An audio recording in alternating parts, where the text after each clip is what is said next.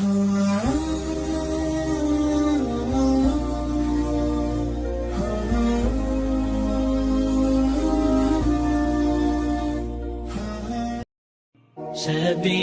الدموع سبيل مريح، تنهدى يا صاحي كي تستريح. السلام عليكم ورحمة الله وبركاته.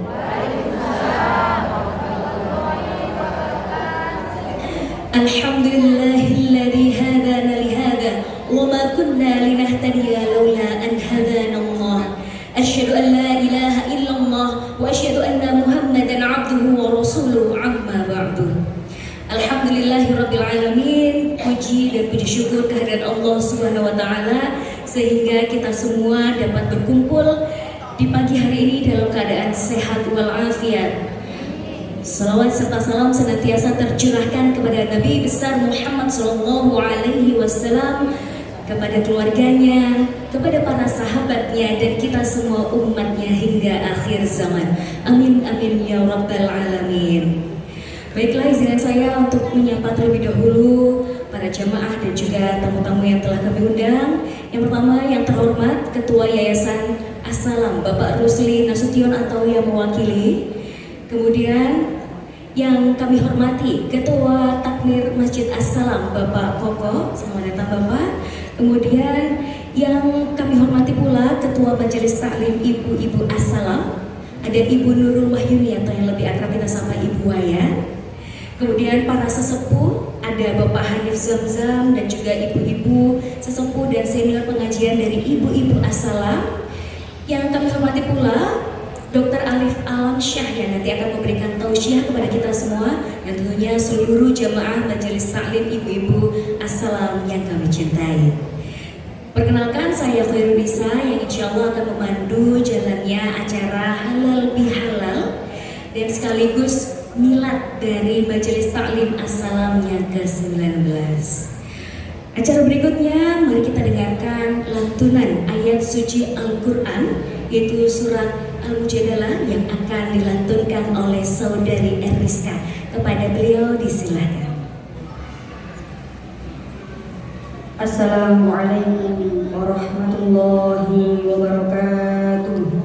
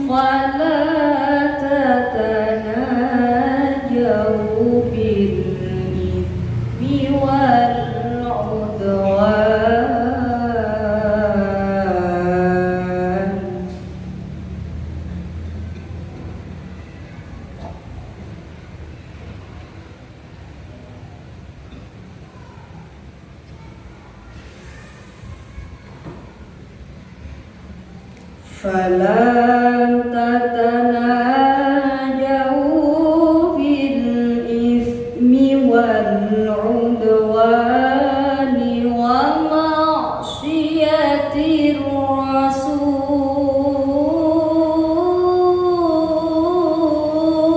الرسول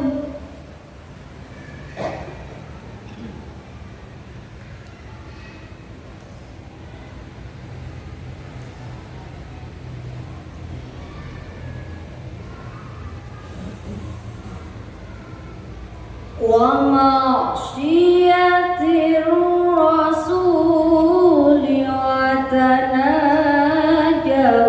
بالبر والتقوى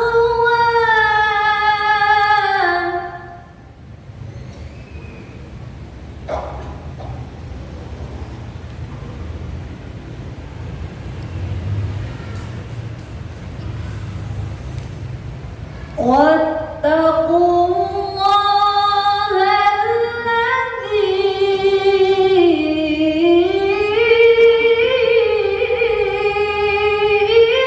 إليه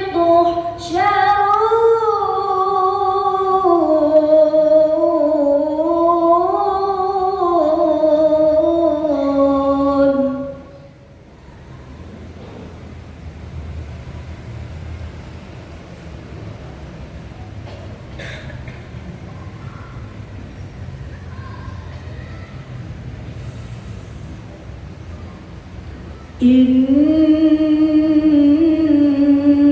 إنما النجوى من الشيطان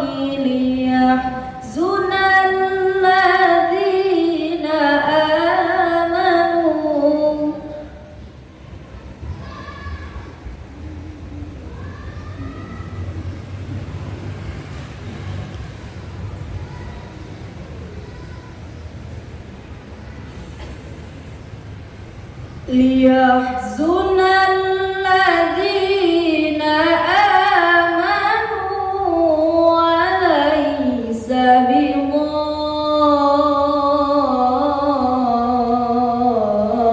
بضارهم شيئا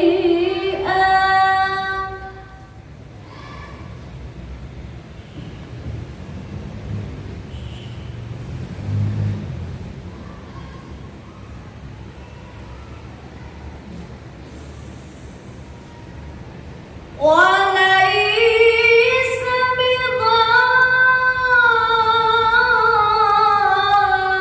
بضارهم شيئا إلا بإذن الله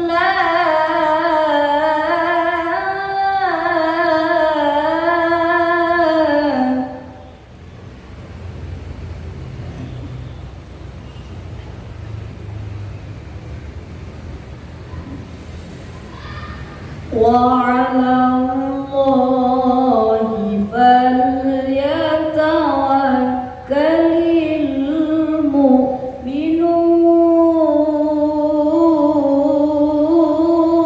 المؤمنون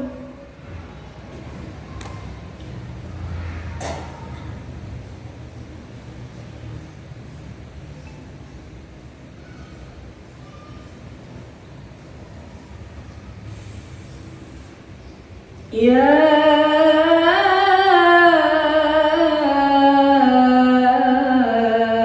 أيها الذين آمنوا إذا قيل لكم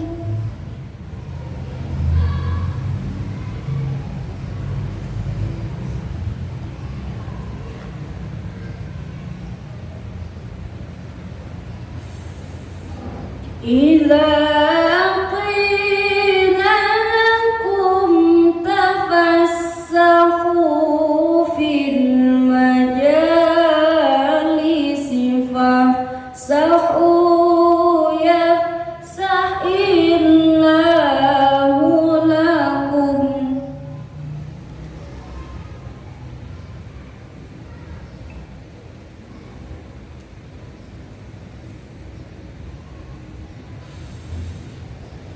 وإذا قيل انشزوا فانشزوا يرفع الله الذين آمنوا منكم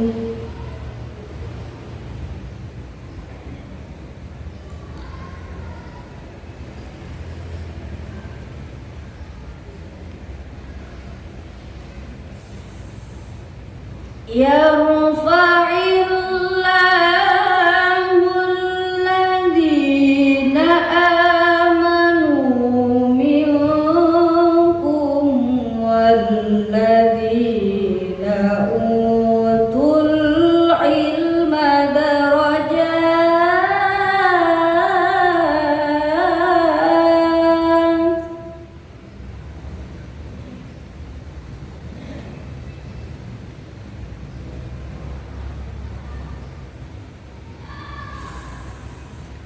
والله بما تعملون خبير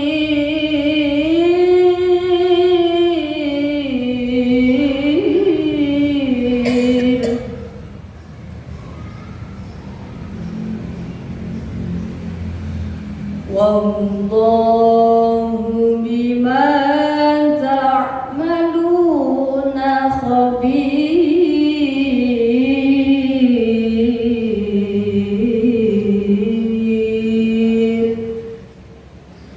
صدق الله العظيم.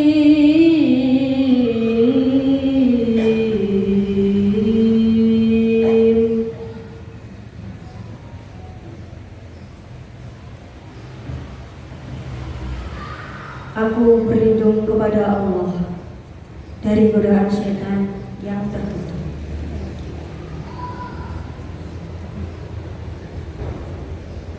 Dengan menyebut nama Allah yang Maha Pengasih lagi Maha Penyayang.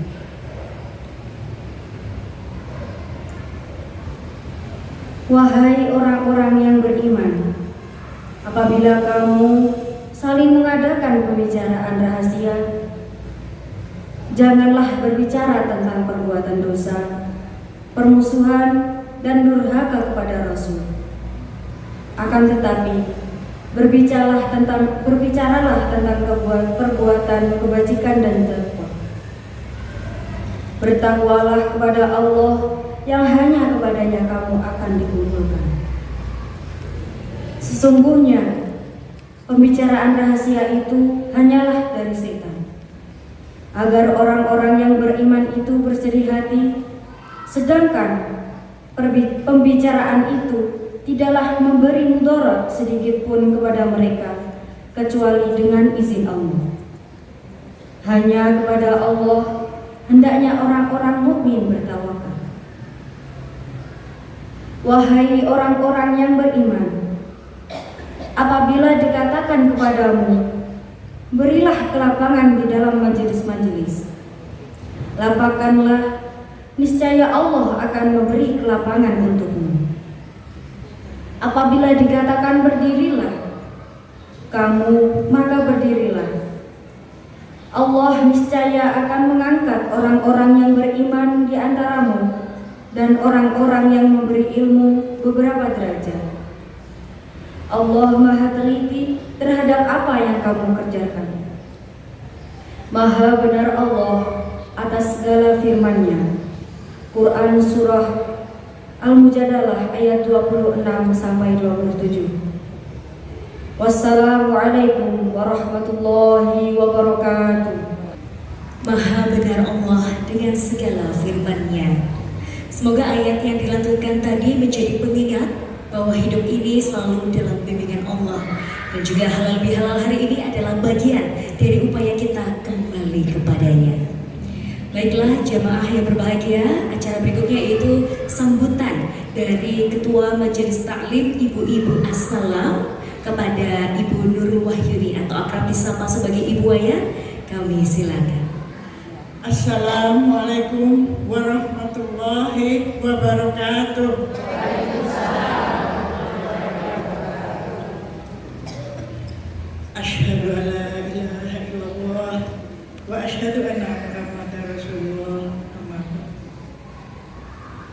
yang terhormat Bapak Hanif Sansan, beliau sebagai sesepuh dari Masjid As-Salam, yang terhormat Pak Takmir Masjid As-Salam, Bapak Koko, yang saya cintai dan saya hormati, ibu-ibu sesepuh atau pengurus juga sebagai penasehat dari pengajian Ibu As-Salam. Terima kasih sudah hadir semua. Yang tersayang, yang kami banggakan, Dr. Arif Alamsyah. Terima kasih. Apa kabar? Baru datang ya? Iya, beliau baru dari Jakarta, baru tadi pagi nyampe di Malang. Alhamdulillah sudah hadir bersama kita. Pertama-tama, marilah kita panjatkan puji syukur kehadirat Allah Subhanahu wa Ta'ala atas rahmat dan karunia-Nya yang telah diberikan kepada kita semua, sehingga kita semua dapat bersilaturahmi dan berkumpul pada kegiatan halal bihalal 1447 Hijriah dan milad Majelis Taklim Ibu-Ibu As-Salam yang ke-19. Alhamdulillah, kita sudah 19 tahun ya Bu, sudah tua. Belum, sudah Bu. Masih gadis.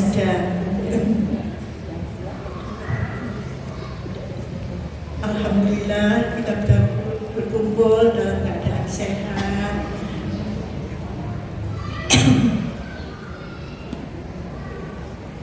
Sholawat dan salam senantiasa tercurahkan kepada Nabi kita Muhammad SAW, kepada keluarganya, para sahabatnya, dan kita semua umatnya. Para jamaah yang saya cintai karena Allah, saya selaku Ketua Panitia mewakili seluruh panitia yang terlibat dalam penyelenggaraan acara halal bihalal dan milad ini mengucapkan banyak-banyak terima kasih. Terima kasih kepada para hadirin yang telah bersedia meluangkan waktu untuk hadir dalam acara halal bihalal dan milad yang ke-19 ini. Dan berkumpulnya kita ini tidak lain untuk merayakan Idul Fitri bersama-sama. Acara ini bertujuan sebagai ajang silaturahmi antar jamaah, juga sebagai sarana untuk saling maaf-maafkan. Selamat Idul Fitri, minal aidin wal faidin. Mohon maaf lahir batin. Taqabbalallahu minna wa minkum. Semoga kita kembali fitrah dan menjadi orang-orang yang beruntung. Amin. Sekian sambutan yang saya berikan. Saya selaku pribadi dan ketua panitia memohon maaf kepada hadirin apabila ada yang kurang berkenan. Wassalamualaikum warahmatullahi wabarakatuh.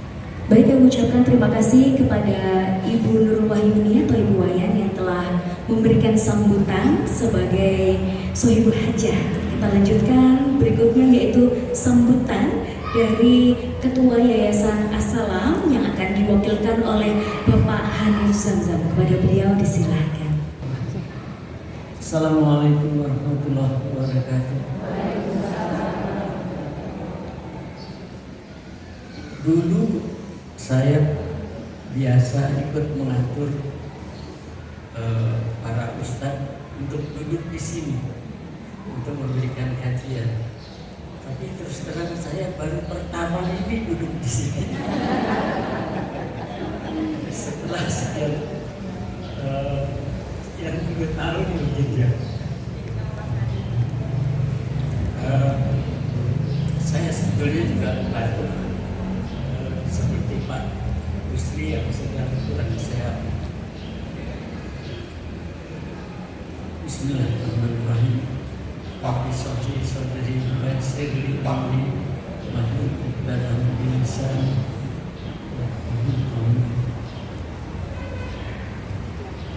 Allahumma sholli ala Muhammad wa ali Muhammad kama shallaita ala Ibrahim wa ala ali Ibrahim wa barik ala Muhammad wa ali Muhammad wa barik ala Muhammad wa ala ali Ibrahim fil alamin innaka Hamidum Majid. Alhamdulillahirabbil alamin. Pada pagi hari yang cerah ini, pengurus Majelis Taklim Ibu bisa menyelenggarakan acara halal bihalal dan acara peringatan milad yang ke-19, dan tetap konsisten, tidak lupa tetap diisi dengan kajian agama. Terima kasih kepada pengurus yang telah berjuang untuk kelangsungan majelis taklim ibu-ibu sebagai wadah untuk terus mengkaji ilmu agama. Apresiasi dan penghargaan kami yang tinggi atas kegigihan dan keikhlasan para pengurus. Semoga kegiatan taklim ini mendapat ridho Allah, istiqomah dan terus maju. Tak lupa kami dari yayasan mohon maaf atas segala kekurangan, kesalahan dan kekhilafan kami yang ikut membina kajian majelis taklim ini. Kiranya kami cukupkan itu. Selamat atas kegigihan ibu-ibu juga untuk terus mengkaji ilmu agama. Demikian, Assalamualaikum warahmatullahi wabarakatuh. Baik, kami ucapkan terima kasih atas sambutan yang telah disampaikan oleh Bapak Hanif Zamzam selaku perwakilan dari Yayasan As-Salam. Baik jemaah yang berbahagia, hadirin yang tentunya juga istimewa, di hari yang berbahagia ini sesuai tema kita berhalal bihalal, bukan hanya untuk silaturahmi tapi juga memperingati milad ke-19 Majelis Taklim Ibu-Ibu As-Salam. Seperti yang disampaikan oleh Pak Hanif tadi, Masya Allah kegigihan ibu-ibu selama 19 tahun selalu datang di majelis-majelis ilmu ini. Sampai detik ini masih terus bersemangat, jamaahnya juga makin banyak. Saya juga dari kecil sering dibawa ke masjid, waktu itu belum sebanyak ini. Tapi seiring bertambah usia majelis taklim dan usia saya pun Masya Allah makin banyak gitu ya. Dan masjidnya juga makin indah, Masya Allah. Memang Yayasan As-Salam ini sangat perhatian terhadap jamaah. Dan tentu angka 19 ini kalau saya cari-cari di Google ibu-ibu itu punya makna yang spesial baik di Al-Quran maupun bagaimana dari makna angka 19 itu sendiri. Jadi saya ngapunten nyontek tapi saya sampaikan biar ibu-ibu juga merasa wah sebagai bagian dari milad ke-19, yaitu angka 19 ini mengingatkan kita akan kekuasaan Allah sebagaimana disebutkan dalam Al-Quran tentang malaikat penjaga neraka. Di sisi lain, angka 19 juga makna sebagai awal baru dan penyempurnaan perjalanan yang panjang membawa kita menuju fase yang lebih baik. Dan artinya 19 tahun ini bukan hanya tentang usia tapi tentang perjalanan iman, kebersamaan dan harapan untuk terus tumbuh dalam kebaikan. Baik, dalam suasana halal bihalal ini kita tentunya nanti akan saling bermaaf-maafan, saling bersalam-salaman. Kita juga sadar bahwa hidup ini nyatanya tidak abadi. Dan alhamdulillahnya di kegiatan pagi hari ini kita masih diberi nikmat iman dan sehat, masih bisa berkumpul, saling sapa dengan rekan dan temannya, kemudian sempat berbincang pula, saling berjabat tangan. Namun kita tidak pernah tahu siapa kira-kira yang Allah ridhoi dan Allah rindukan untuk kembali kepadanya. Untuk itu di tema pagi hari ini kita akan mendengarkan tema yang menyentuh hati dengan judul Jalan Terindah Menuju Syurga Inilah sebuah pengingat bahwa tujuan akhir hidup kita bukan hanya dunia, tapi bagaimana kita mempersiapkan diri untuk kembali kepada Allah dalam keadaan sebaik-baiknya. Untuk itu mari kita simak bersama tausiah yang akan disampaikan oleh Ustadz Dr. Arif Alamsyah. Kepada beliau disilakan. Assalamualaikum warahmatullahi wabarakatuh. Innal hamdalillah nahmaduhu wa nasta'inuhu wa nastaghfiruh wa na'udzu billahi min shururi anfusina wa min sayyiati a'malina may yahdihillahu fala mudilla lahu wa may yudlil fala hadiya lahu.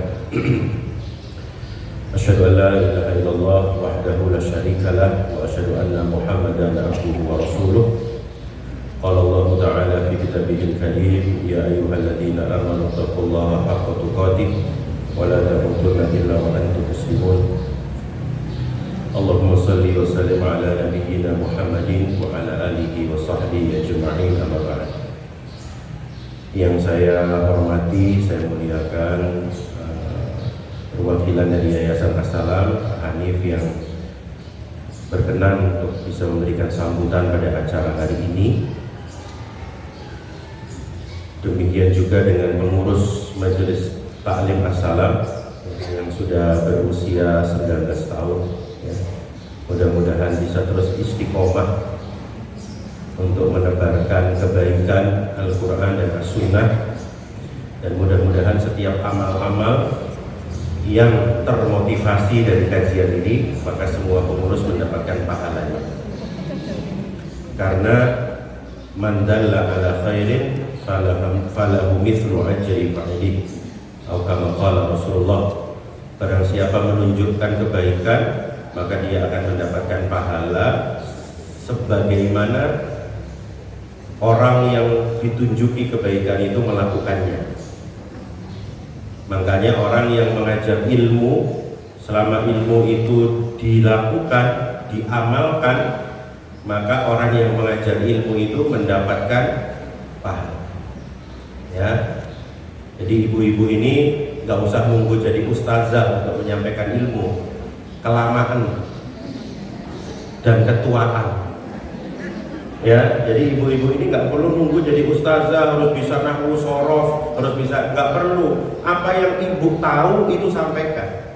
Minimal sama tetangga, betul? Minimal sama anak, minimal sama suami, minimal sama teman. Kan banyak kan, ibu punya grup-grup TK, ada kan ya? Grup-grup SD, ya, grup-grup SMP, grup-grup SMA, sampaikan. Ya, jadi asal kita bertanggung jawab, oh ini hadisnya sahih, oh ini kata-kata ulama, oh ini kata Ustadz Fulan, sampaikan, nggak apa-apa. Ya, jadi tidak perlu menyampaikan kebaikan itu harus duduk di sini. Ya, sampaikan kebaikan, karena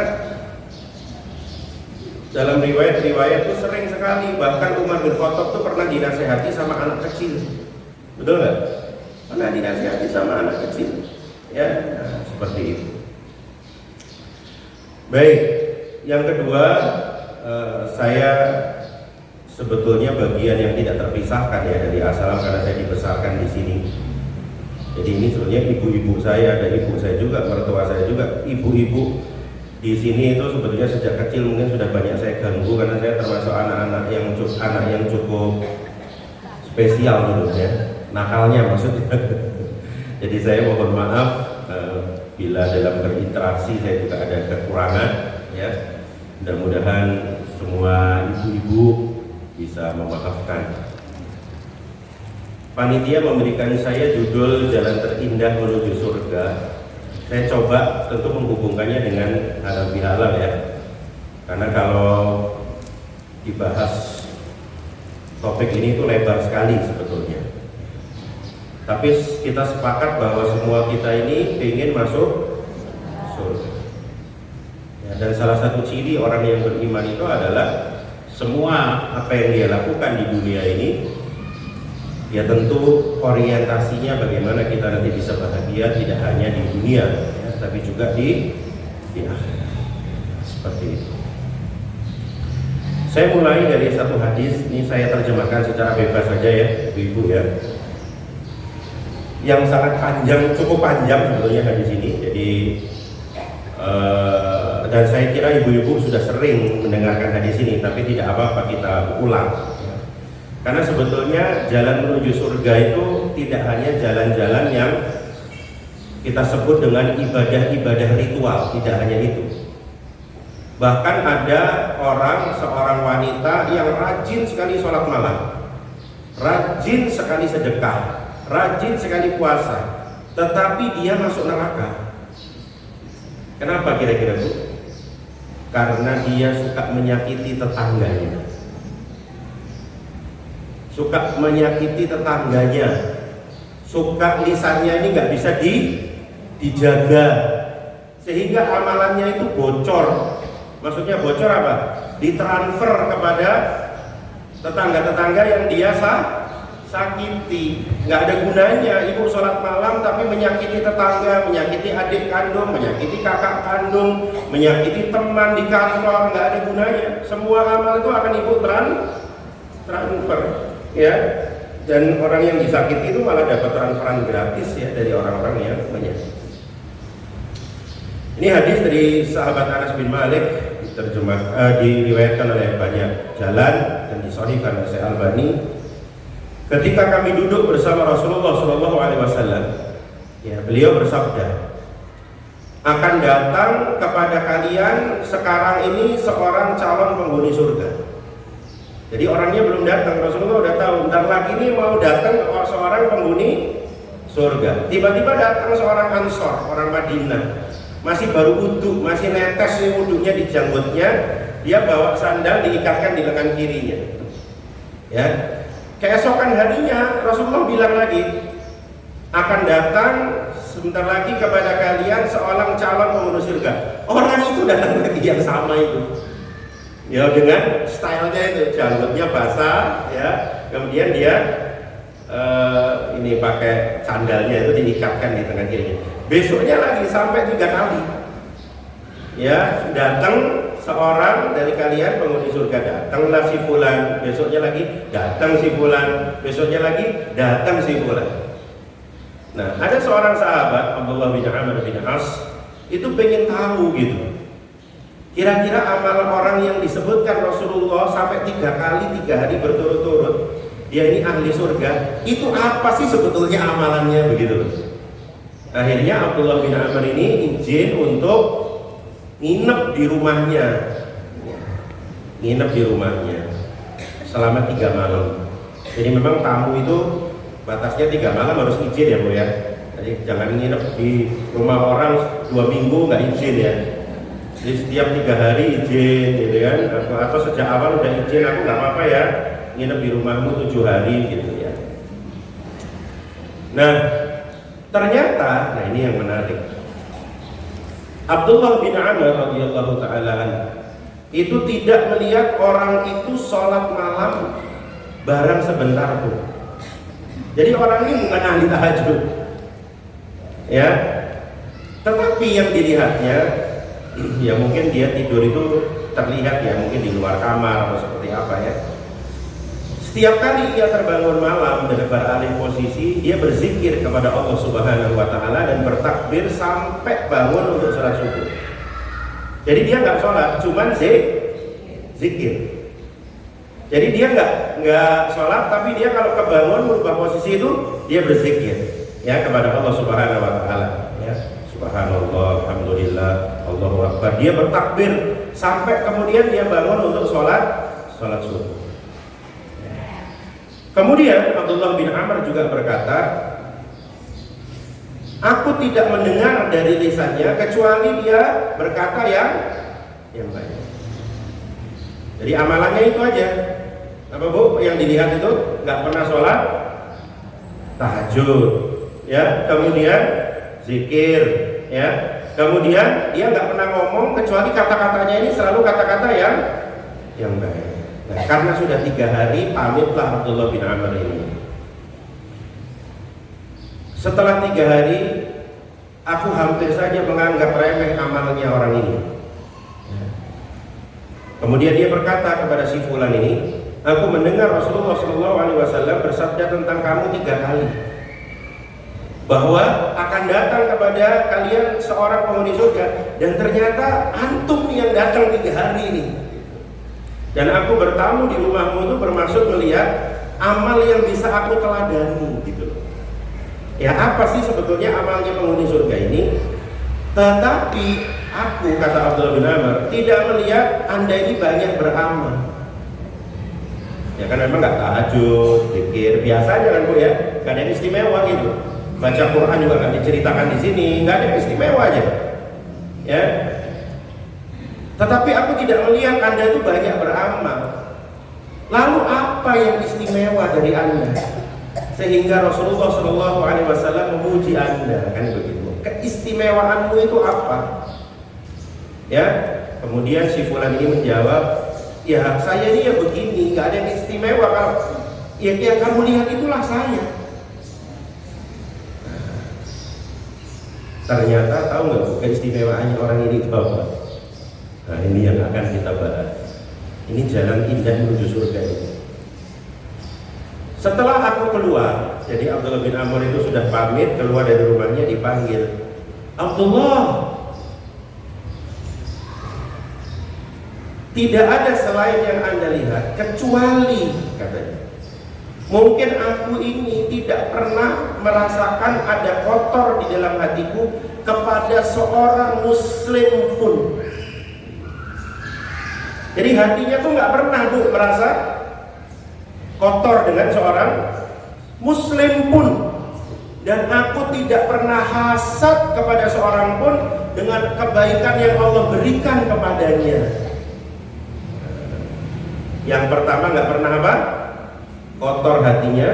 Yang kedua dia tidak pernah hasad. Abdullah mengatakan, la, itu keistimewaanmu yang kami tidak mampu. Bayangkan Bu, sahabat aja mengatakan kami tidak mampu. Artinya apa Bu? Membuat hati kita ini bersih, membuat hati kita ini nggak pernah hasad, itu berat Bu. Betul ya? Kita ini tukang komentar, jilbabnya orang dikomentarin. Kok gak matching sih jilbabnya orang ini? Nanti mesti kayak seragam loh. Bajunya orang dikomentari, gak mau setrika tak lambimu ini. Ustadznya dikomentari, kok tambah lembu sih Ustadznya. Jadi semuanya tuh dikomentari. Hatinya tuh gak pernah selamat dari komentar. Semua dikomentari. Tetangga sakdawis itu dikomentari. Hatinya itu selalu penuh dengan komentar-komentar. Iya ya, anaknya kok gak tau teko ya? Ayo lo gak teko. Kenapa ya kira-kira ya? Kayaknya ojo-ojo. Wah itu yang tadi dibacakan pembicaraan rahasia. Berat kan Bu? Betul nggak? Nah, kini mau minta masuk surga. Makanya surga itu selalu dikelilingi oleh hal yang berat. Hufatil jannatu bil makarih. Surga itu dikelilingi oleh hal-hal yang berat-berat Bu. Makanya kalau nanti hanya dengan memaafkan kok terasa berat, ya itu surga Bu. Jadi yang berat itu pahalanya surga, kalau yang ringan itu pahalanya payung. Anda harus ingat itu, payung lipat. Tapi kalau berat, memaafkan berat, nggak merasani berat, betul? Nggak iri itu berat nggak? Oh berat. Siapa suka stalking status temennya, Facebooknya? Loh, dia kok bisa umroh ya? Mulai gak terima. Loh, dia kok bisa tekan LA, Los Angeles? Aku kok Lenteng Agung, gak terima. Statusnya temennya dilihat, tuh ini motornya dia apa ya? Gak ketok rek, merek kirek, gak terima. Betul ya? Jadi kalau ada teman SMP-nya sudah punya mobil bagus, dia gak terima. Ada teman SMP-nya sudah umroh sekeluarga, dia nggak terima. Itu hasad bukan? Hasad. Beratnya itu berat. Ya, makanya Abdullah bin Amr mengatakan kami tidak mampu, gitu loh. Memang berat. Amalan hati itu berat, Bu. Paham ya? Kira-kira begitu. Pokoknya, Bu, amalan yang berat itu amalan yang tidak kelihatan. Itu berat biasanya. Contoh puasa. Sekarang saya tanya, puasa itu keistimewaannya apa sih? Karena puasa itu tidak bisa dilihat. Sehingga puasa itu tidak bisa diposting di Facebook. Ayo, gimana cara Anda memposting puasa? Ada caranya? Gimana cara memposting puasa? Yang diposting itu bukannya, betul ya? Sahurnya bisa diposting, bisa diposting. Puasanya apa bisa diposting? Apakah yang menyiapkan buka pasti dia berpuasa? Terus Anda lemes diposting di Facebook hari ketiga. Apakah dia puasa? Belum tentu. Orang lemes itu belum tentu puasa. Kebanyakan utang itu lemes. Ya, jadi nggak mesti orang itu lemes itu puasa. Nah, sekarang kalau gitu jalannya orang ini menuju surga itu lewat jalan apa? Jalan tahajud? Bukan. Lewat jalan baca Quran? Bukan. Lewat jalan haji dan umroh? Bukan. Lewat jalan sedekah?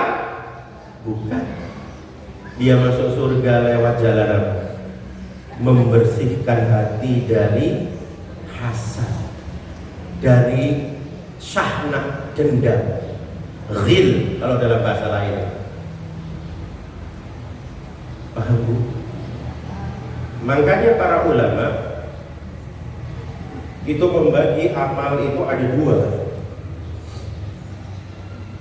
Jadi jalan menuju surga itu ada dua, Bu. Yang pertama namanya amalan muta'addi. Fi'il muta'addi itu artinya fi'il yang butuh objek. Jadi amal ini tidak mungkin bisa dilakukan kalau tidak ada orang lain. Gak mungkin. Contoh, saya mengajar, itu amal muta'addi bukan? Yes, karena ada yang diajar. Betul? Paham ya ini ya? Nah, Anda bersedekah, itu amal muta'addi bukan? Berarti harus ada yang dikasih. Gak mungkin Anda bersedekah kalau gak ada yang dikasih. Senyum, itu amal muta'addi bukan?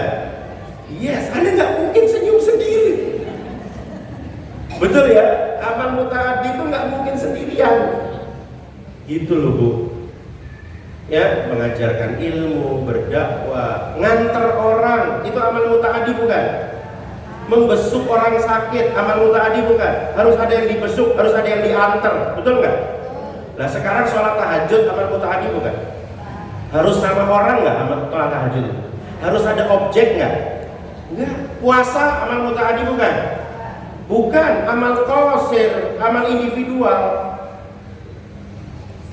Kira-kira begitu. Jadi kalau kita pengen masuk surga, ibu-ibu, ya, kalau Anda merasa amal-amal qasir Anda itu lemah, tahajud itu arang-arang, sholat sunnah rawatib itu nggak pernah, betul ya? Arang-arang lah pokoknya. Puasa itu jarang-jarang. Berarti Anda kejar, Anda masuk surga lewat jalur mana? Amal muta'addi. Jangan sampai sudah tahajud nggak pernah, iri sama tetangga, omongannya menyakiti. Terus Anda mau masuk surga dari jalur apa? Bahkan senyum mayangel. Sampai teman yang nyenyum senyum itu enggak senyum-senyum ya, bingung gitu. Nah, dan Allah Subhanahu wa ta'ala itu gandeng antara amal qasir dengan amal muta'addi, digandeng.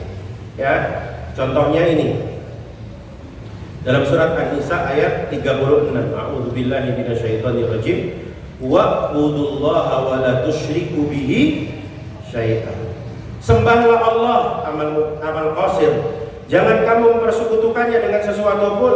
Baru amal mutaaddi. Wa bil walidaini ihsana. Maka berbuat baiklah kepada ibu dan bapak. Wa bizil qurba. Dan berbuat baiklah kepada karib kerabat.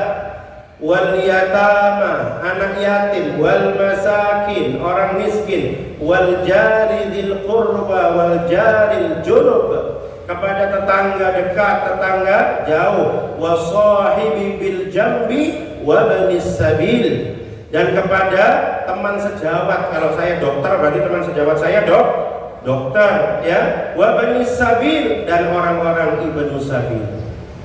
Para ulama menafsirkan ayat ini, panjenengan kalau mau melakukan kebaikan bingung kepada siapa dulu, urutannya surat An-Nisa ini urutannya. Jangan sampai ngasih anak yatim tapi nggak ngasih orang tua. Urutannya ada di sini. Jangan sampai Anda ngasih anak yatim tapi adik kandung nggak diperhatikan, nggak boleh. Ya, karib kerabat itu didahulukan. Wa bil walidaini ihsana wa bidzil qurba. Jangan sampai adik kita kelaparan tapi tetangga Anda kasih, nggak boleh. Tetangga berikutnya, betul? Jadi urutannya siapa dulu? Orang tua, berikutnya karib kerabat, berikutnya anak yatim, berikutnya orang miskin, berikutnya tetangga dekat, berikutnya tetangga jauh. Jadi RT lebih didahulukan dari RW, Dawis lebih didahulukan dari RT. Quran sampai ngatur sebegini detailnya, betul? Supaya Anda nggak bingung. Banyak nggak orang baik sama teman SMP-nya, tapi ternyata nggak baik sama adiknya? Ada nggak yang begitu? Ada. Salah itu, Bu.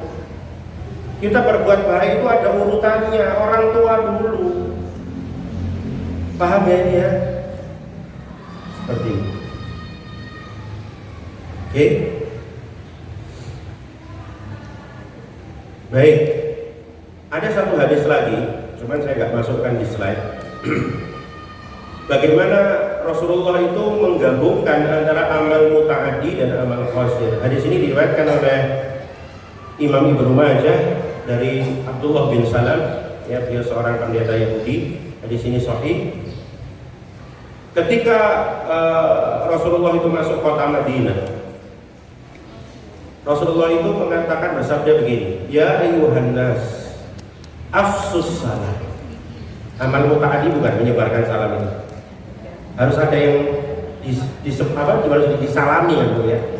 Ya ayyuhan nas afsus salam wasilul arham. Apa silur raham itu? Menyambung tali silaturahim. Wa at'imut ta'am, memberikan makan. Amal mutaaddi bukan ini. Baru yang terakhir, wa sallu bil lail wan nasun niyam. Ya, baru sholatlah di malam hari saat orang tidur. Tadkhulul jannata bisalam, masuklah surga dengan salam, dengan kedamaian. Jadi di sini amal mutaaddi disebut 3 kali.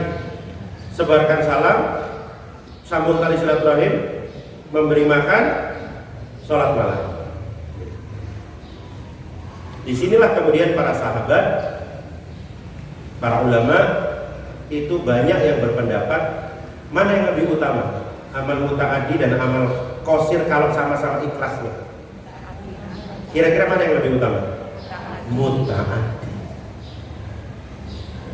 Ya, jadi yang lebih utama adalah amal mutaaddi. Makanya tadi ketika kita kembali kepada hadis Anas tentang si fulan tadi yang masuk surga, amalannya itu apa? Amal mutaaddinya dia apa? Amal mutaaddinya pertama dia menjaga ini kan, omongannya, kata-katanya itu nggak pernah menyakiti tamu, menyakiti keluarga, nggak pernah. Jadi ibu kalau mau masuk surga, yang pertama ibu harus kunci itu adalah lisan. Apa, Bu? Lisan.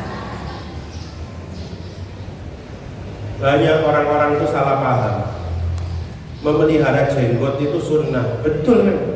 Tapi memelihara di atas jenggot itu lebih sunnah.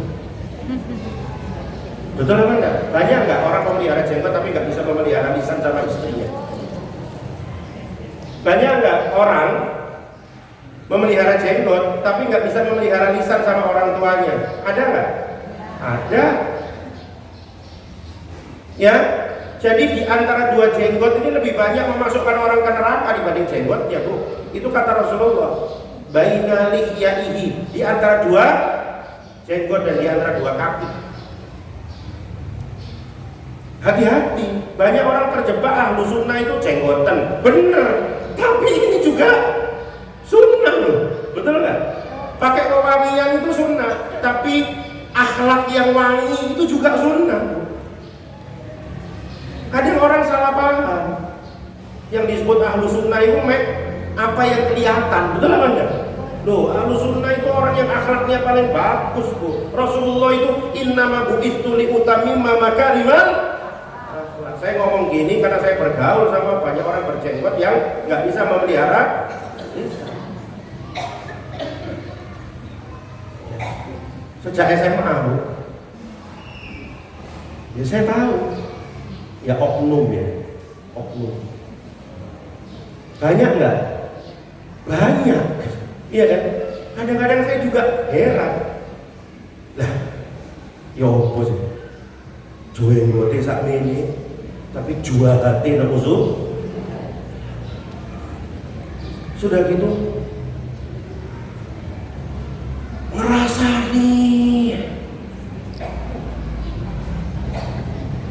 ngerasani golongan itu, ngerasani tonggo itu, ngerasani ustad itu. Tuh ini serius, Bu. Sampai kadang-kadang saya tuh istighfar tuh kayak di kontor. Hati-hati, percuma, betul apa enggak? Pahala jenggot kita transfer sama orang yang kita sakiti. Paham ya, Bu ya? Sholatnya Masya Allah 5 waktu ke masjid, tapi mau detail, Masya Allah. Ya Allah. Sama istrinya itu mau medit. Saya nggak ngomong medit loh ya, mau medit.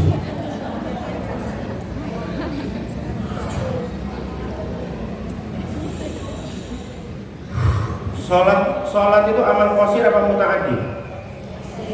Sedekah sama karib kerabat sama istri itu muta'addi apa qasir? Lebih utama mana? Ya muta'addi kan. Sampai dasteri bojone bolong, sandali cepot. Astagfirullah, la haula wala quwwata illa billahil aliyyil azim. Bu, kalau saya cerita begini, Bu, suaminya aja. Jangan. Sopo sing ngisi mau nanti gitu nanti. Ya Anda sabar, betul nggak? Sabar. Memang ujian Anda dari pasangan yang pelit, betul nggak? Ya sabar.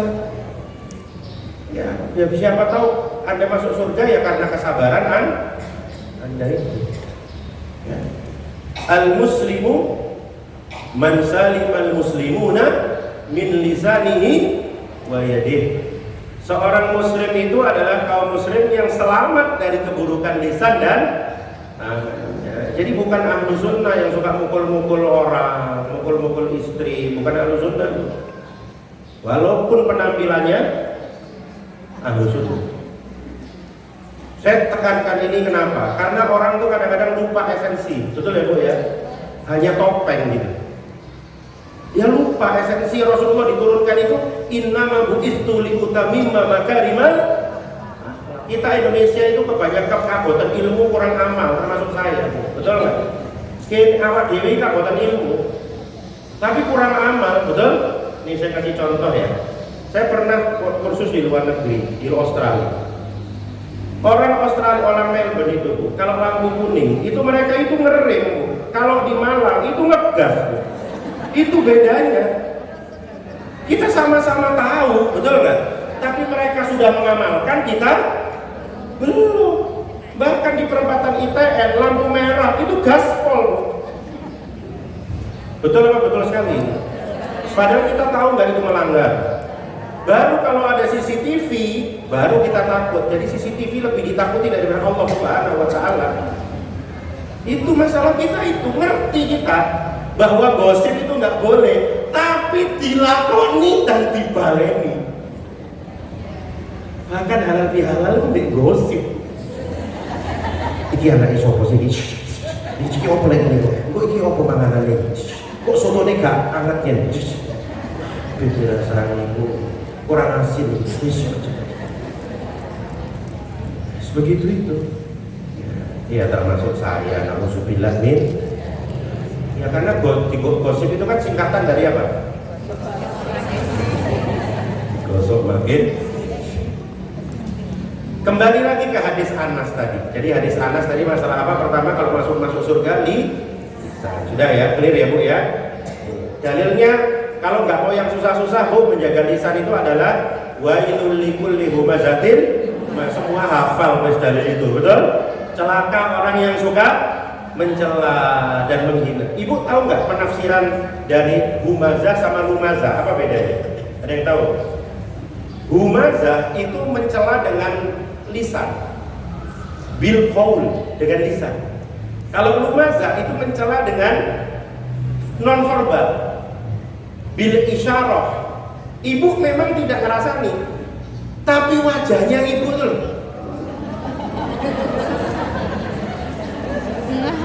itu lumazah namanya. Odoai wailul likulli humazatin lumazah. Ada temennya lewat gitu. Saya menjiwai sekali kan? Jadi kalau wajahnya ini agak mekrok, ini gini, ya. Gini.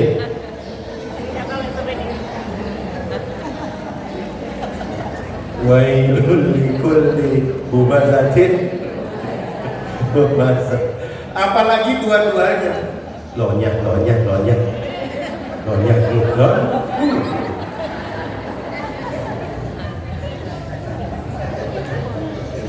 Jadi ini sambil nyenggol ini lonyak.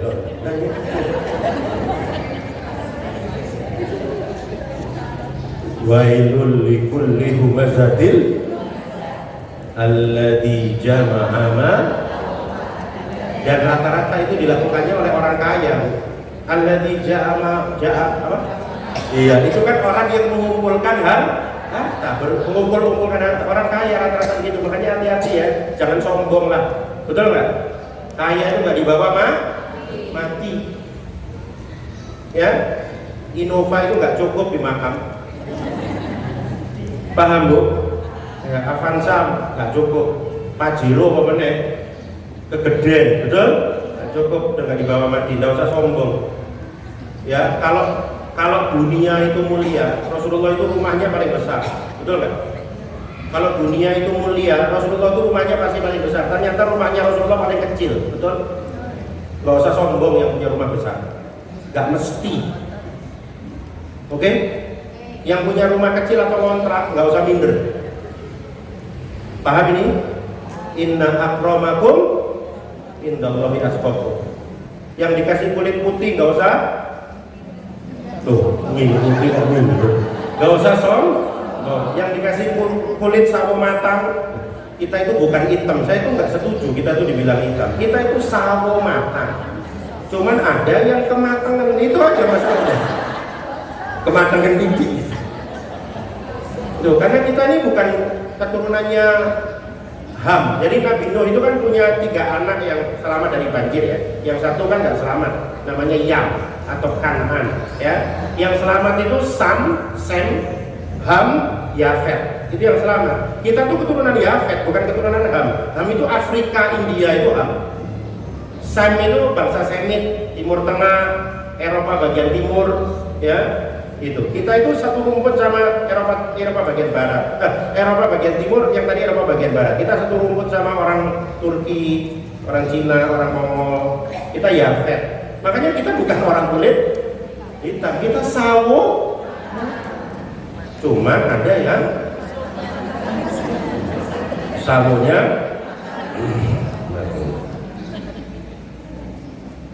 nah. Berikutnya, jalan surganya Fulan tadi itu adalah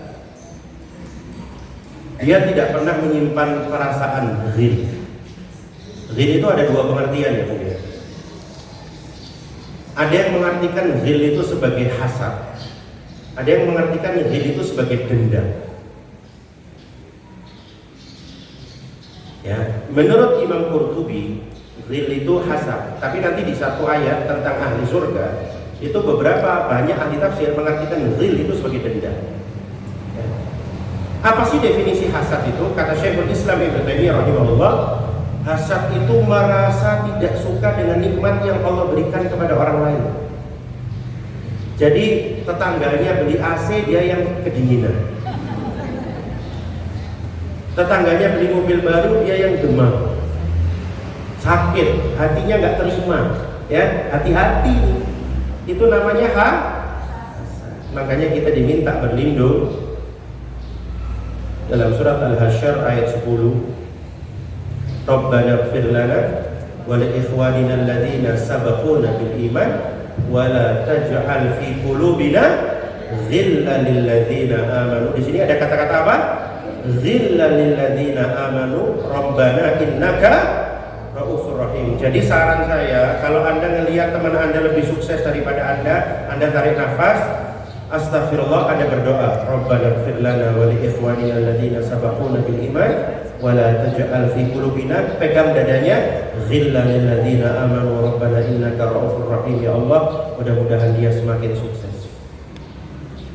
Jadi cara yang paling cepat menghindarkan kita dan meredakan iri adalah mendoakan orang yang kita ireni.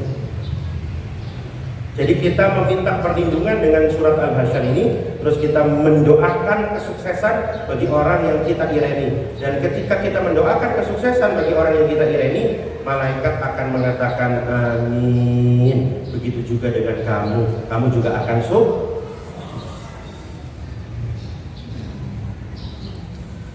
Nah, ada juga yang mengartikan ghil itu dalam surat Al-A'raf ayat 43 sebagai dendam. Inilah pentingnya halal bihalal. Jadi ternyata Bu, memang di surga itu nggak ada sifat ghil, itu nggak ada Bu. Tadi Ibu bisa lihat surat Al-A'raf ayat 43, wa naza'na ma fi sudurihim min ghil. Kami mencabut dari dalam dada mereka sifat apa? Ghil, sifat iri, sifat dendam, nggak ada lagi di surga itu. Ya makanya tadi si fulan itu masuk surga karena dia menetapi amal-amal ahli surga. Hatinya ahli surga itu nggak ada ghil lagi. Ya, wa naza'na ma fi sudurihim min ghil tajri min tahtihimul anhar. Ya, mereka masuk ke dalam surga, mengalir di bawah mereka sungai-sungai. Wa qalu alhamdulillahilladzi hadana li hada wa ma kunna linahtadiya laula an hadanallah. Segala puji bagi Allah yang telah menunjukkan kami kepada surga ini. Kami tidak akan mendapat petunjuk sekiranya Allah tidak menunjukkan kami. Jadi jalan terindah menuju surga itu pertama menjaga lisan, kedua menjaga apa ini? Ghil. Ghil ini yang akan kita banyak bahas dalam konteks halal bihalal ini. Rasulullah Shallallahu Alaihi Wasallam bersabda dalam sebuah hadis yang sahih riwayat Imam Muslim, demikian juga dengan diriwayatkan oleh Imam Abu Dawud. Ya, an Abi Hurairah radhiyallahu anhu, anna Rasulullah Shallallahu Alaihi Wasallam qala tuftahul abwabul jannah yaumal itsnain wa yaumal khamis. Pintu surga itu dibuka setiap hari Senin dan hari Kamis. Fayughfaru likulli 'abdin la yusyriku billahi syai'a. Pada hari itu akan diampuni dosa-dosa setiap hamba yang tidak menyekutukan Allah. Jadi selama ibu-ibu tidak menyekutukan Allah, setiap Senin dan Kamis itu lebih banyak orang yang diampuni di hari-hari ini.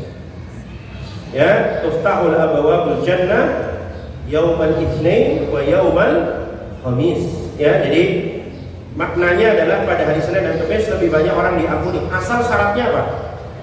Tidak menyekutukan Allah, tidak syirik kepada Allah. Dan ada syarat berikutnya. Ya, illa rajulan kanat bainahu wa baina akhihi sya'nah. Kecuali syarat kedua, hamba yang di hatinya menyimpan dendam. Jadi panjenengan nggak syirik, tapi di hatinya masih ada dendam. Si ono jangget yang nggak diampuni. Setiap Senin dan Kamis itu. Ya, bahkan fayuqal angdiru hadaini hatta yastaliha, diulang 3 kali, angdiru hadaini hatta yastaliha, angdiru hadaini hatta yastaliha, kama qala Rasulullah, tundalah ampunan bagi keduanya hingga keduanya berbaikan.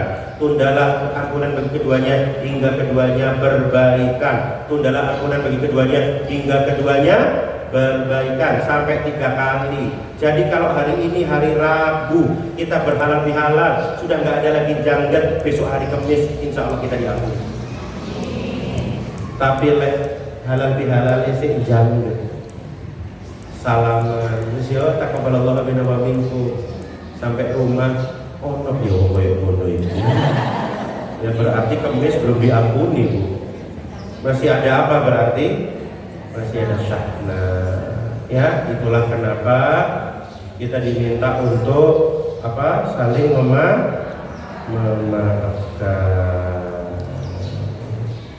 Berat apa ringan, Bu? Memaafkan itu berat apa ringan?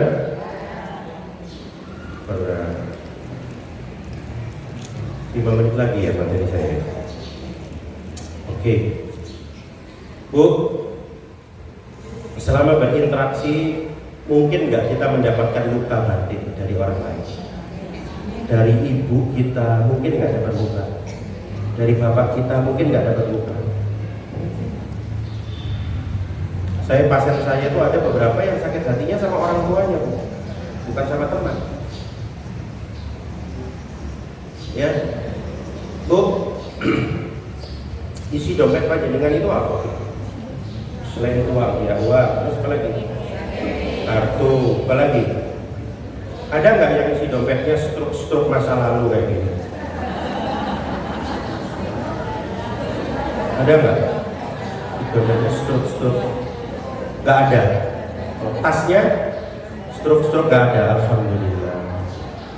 Ada dompetnya orang, tasnya orang, itu masih diisi struk masa lalu, sehingga dompetnya itu tebel abot, tapi sebetulnya isinya tuh nggak bermanfaat. Itulah hati orang yang masih memendam dendam dan luka di masa lalu.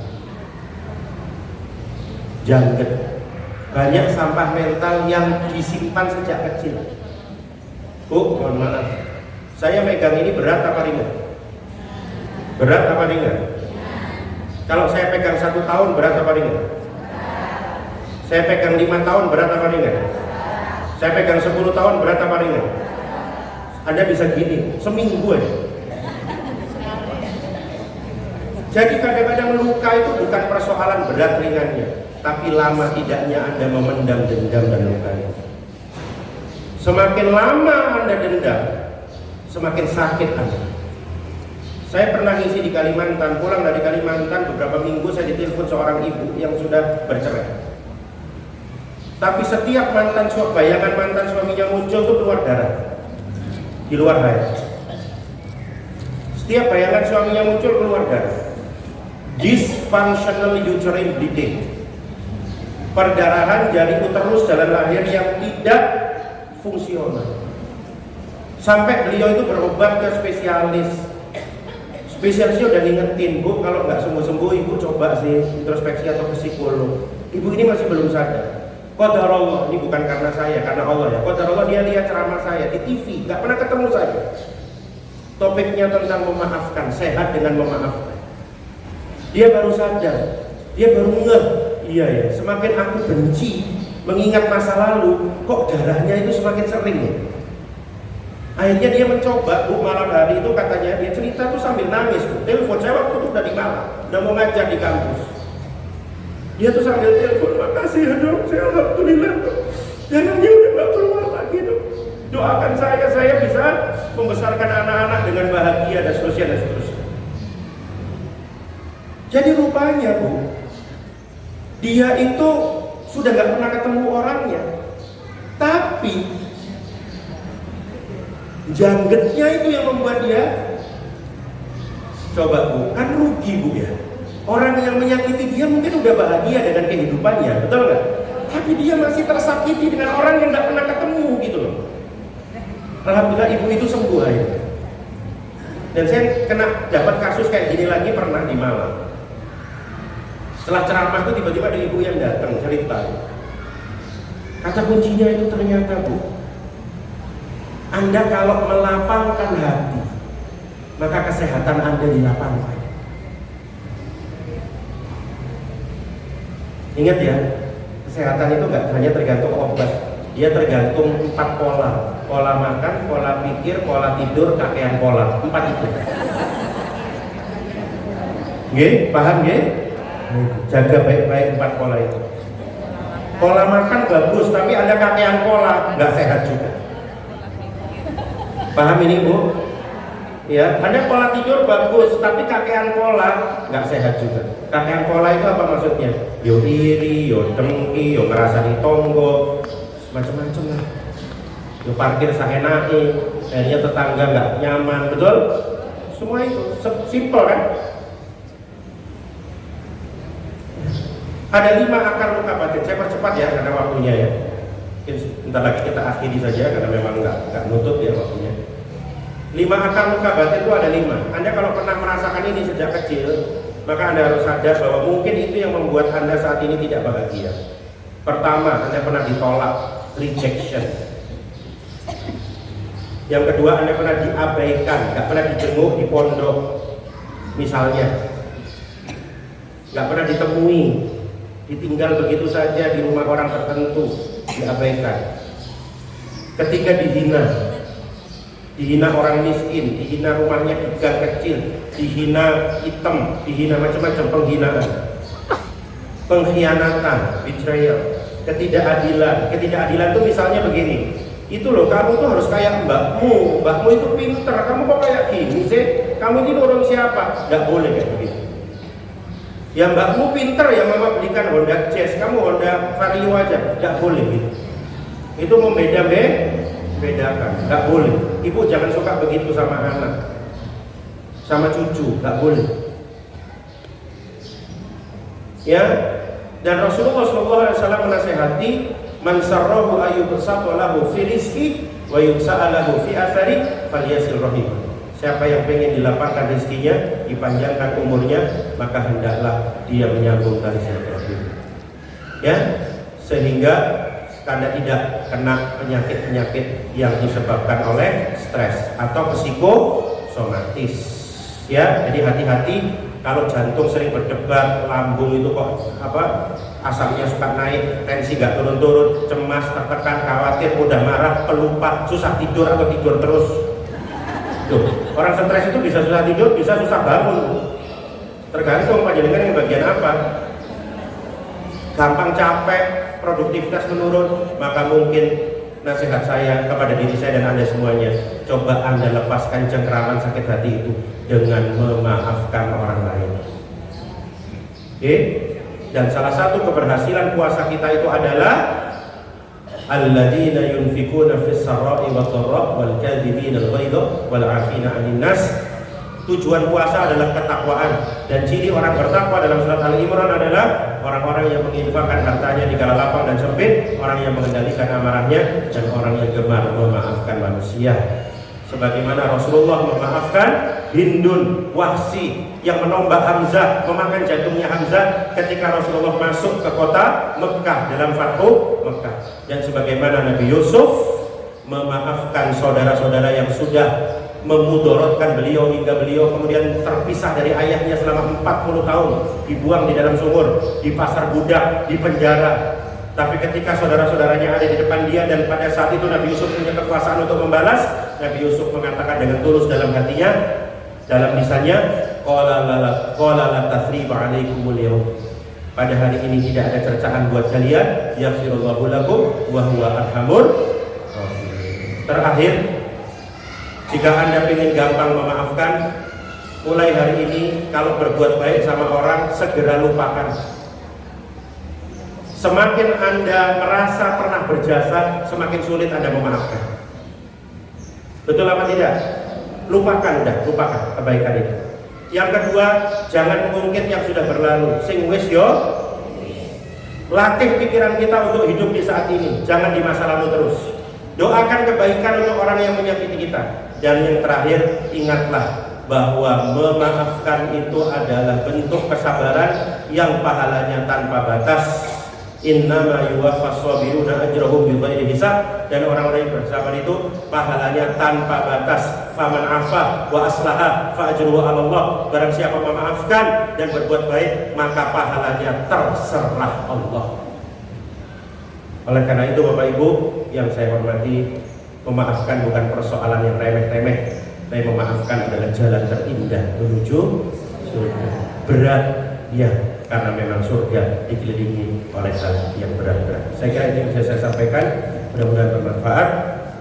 Saya mohon maaf jika dalam penyampaian ada kekurangan-kekurangan, dan sekali lagi saya ucapkan terima kasih ya atas semua apresiasi dan dukungan. Oh ya, mari kita berdoa. Bismillahirrahmanirrahim. Alhamdulillahirabbil alamin, hamdan yuwafi ni'amahu wa yukafi mazidah. Rabbana lakal hamdu kama yanbaghi li jalali wajhika wa 'azimi sultanik. Ya Allah, yang Maha Pengampun, yang Maha Pemaaf, luaskanlah hati-hati kami untuk memaafkan orang-orang yang mungkin secara sengaja maupun tidak sengaja menyakiti kami, ya Allah. Orang tua kami, adik kami, kakak kami, teman kami, tetangga kami. Mudahkanlah kami, ya Allah, untuk memaafkan mereka semua, karena kami menyadari memaafkan adalah ciri orang bertakwa, karena kami menyadari memaafkan untuk diri kami dan kesehatan kami.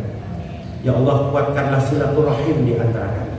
Pertemukan kami tak hanya di dunia, ya Allah, tapi juga kami bisa berkumpul di surga kelak. Kami bisa melihat wajah-Mu, ya Allah, dan kami bisa melihat wajah Rasulullah SAW.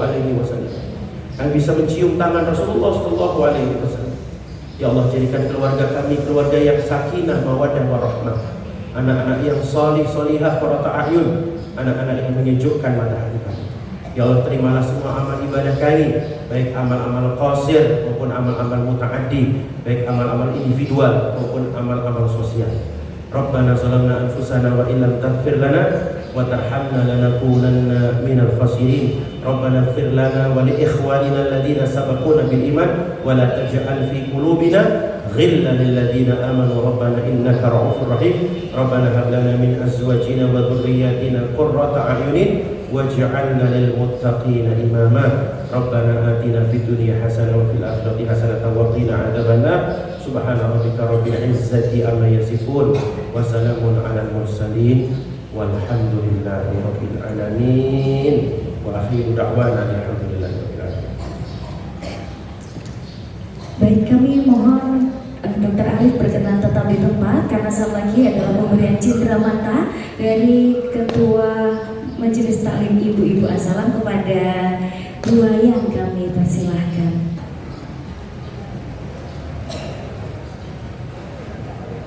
Terima kasih kepada Ustadz Dr. Arif Alamsyah atas materinya yang sangat luar biasa. Tadi saya juga menikmati, ibu-ibu juga turut tertawa mendengarkan, jadi tidak terasa Bu ya, 1 jam kita mendengarkan materi dari beliau. Kayak kepingin lagi kalau bisa lebih panjang, tapi sayangnya karena kita juga sudah mepet dengan zuhur, oleh karena itu acara berikutnya sebenarnya simpel Bu, kita mau foto-foto bareng dan juga nanti ada ramah tamah yang sudah disiapkan. Kayaknya baunya sudah sampai ke sini sih Bu, jadi monggo bisa dipersiapkan, mungkin mejanya dilipat, barang-barangnya juga dimasukkan ke dalam tas, karena sesaat lagi kita akan melakukan sesi foto bersama gitu. Oke, namun sekaligus kami mengucapkan terima kasih banyak atas kehadiran bapak-bapak ada yang hadir di sini, ibu-ibu semuanya yang meluangkan waktu. Sekaligus kita juga mengucapkan selamat milad untuk Majelis Taklim Ibu-Ibu Asalam yang Masya Allah sudah mencapai 19 tahun. Semoga kita terus diberikan nikmat hingga bisa berkumpul kembali di milad yang ke-20 ya Bu, di tahun mendatang. Amin, amin ya robbal alamin. Saya tutup untuk halal bihalal dan milad Majelis Taklim Ibu-Ibu Asalam pada hari ini, dan mari kita sama-sama membaca doa penutup majelis. Subhanallahumma wa bihamdika asyhadu an la ilaha illa anta astaghfiruka wa atubu ilaik. Wassalamualaikum warahmatullahi wabarakatuh. Allahu Rabbi wal Islam dini wa ومحمدا رسول الله.